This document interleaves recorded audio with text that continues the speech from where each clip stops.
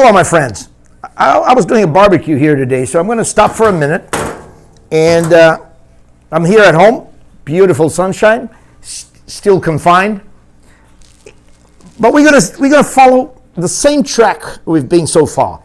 We're going to talk about the third part of sales, the sales approach. I love this part.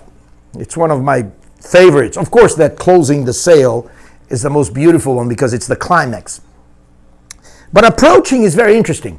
When you sell to an individual or you sell to a company and you want to call that customer or that prospect to set up your appointment, there's one thing it's important for you to consider. Why that person would open some time or 30 minutes in her calendar just to see you. And that's why I love statistics, because you've got to have some numbers. You've got to have some numbers to create the enthusiasm or the possibility of that customer opening that spot in his agenda or in her agenda to receive you. It's like a cash register. It has to sound like that. For example, I have a solar panel here in my house, and the guy sold me very easy. He said, Aggie, you're going to spend $75 a month, and you're going to save $150 in your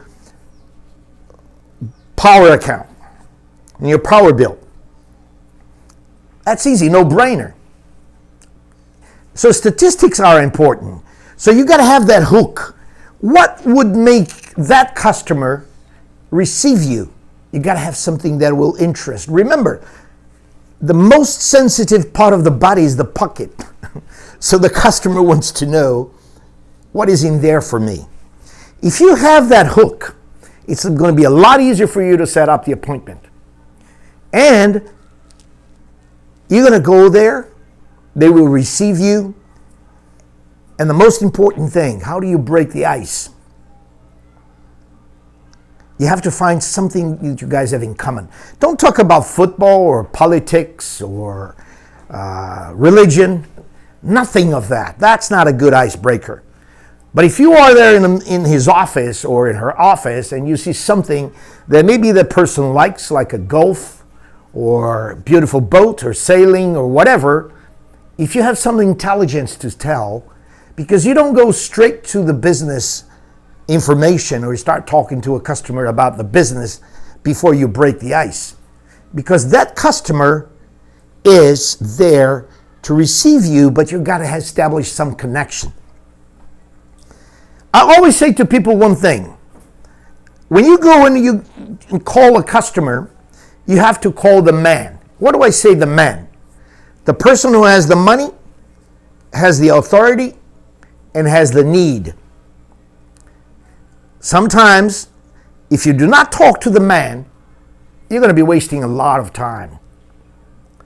Because some people love what you've got, but they would not be able to decide. That's what you have to consider here. I'm not talking about retail sales. We're just talking about a B2B or B2C situation, and sales approach is the most important thing. The client that you're going to be seeing, how do you have a hook to motivate them to receive you, and how are you going to break that ice so that you can start talking about your business? You can have the ice break for the first 5 minutes, but after that, you better know what you're talking about. This is the sale clue for the approach. We may do another video for the approach.